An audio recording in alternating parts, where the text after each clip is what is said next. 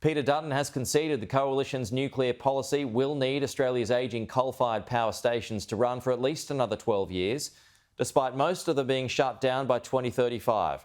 That's the plan at this stage anyway. Joining us live now, National Senator Matt Canavan. So what's the fix on this? Matt, is it just simply extending coal-fired power stations and the life of them?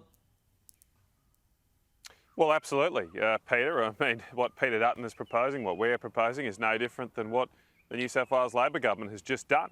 They've extended the life of a coal-fired power station there. In fact, the biggest coal-fired power station in Australia. Victorian Labor government are now apparently considering doing the same there. I mean, there's nothing set in concrete about these closure dates.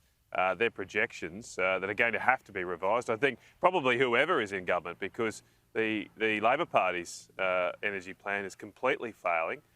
Under their plan, we're facing blackouts across all our biggest states in eastern Australia, and that's why those Labor governments have had to extend coal-fired power stations.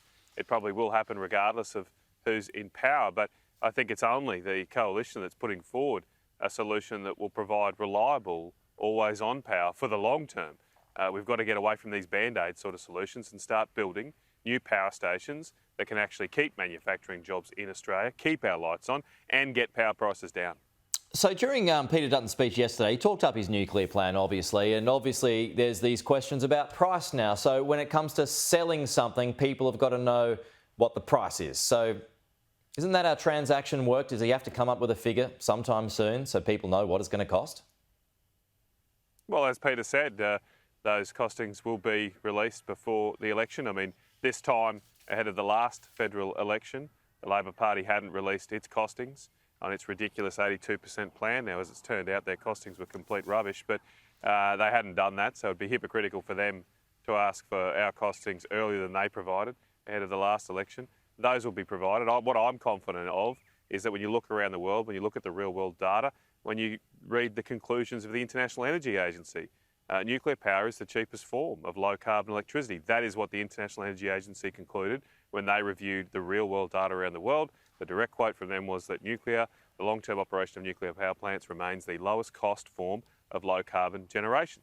That is a simple fact. And so if people want cheaper power prices, they want to have reliable power, it's only the Liberal and National parties that are putting forward a fact-checked proposal here that can do that. OK, onto the supermarkets, Matt. The Prime Minister talked up a strong response to the ACCC report yesterday. The Nats have been very busy around supermarkets and the breakup of them. What do you want to see happen if they're found guilty?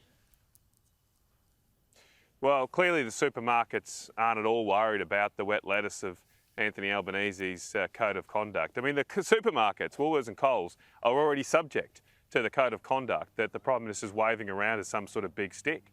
I mean, how could this make any difference when they're already complying, already under this code of conduct? All the Prime Minister's proposing to do is make it mandatory, which will extend the number of supermarkets that have it. But Coles and Woolworths already do have it, and they're engaging in this kind of conduct. So it's not working. So we need a different solution.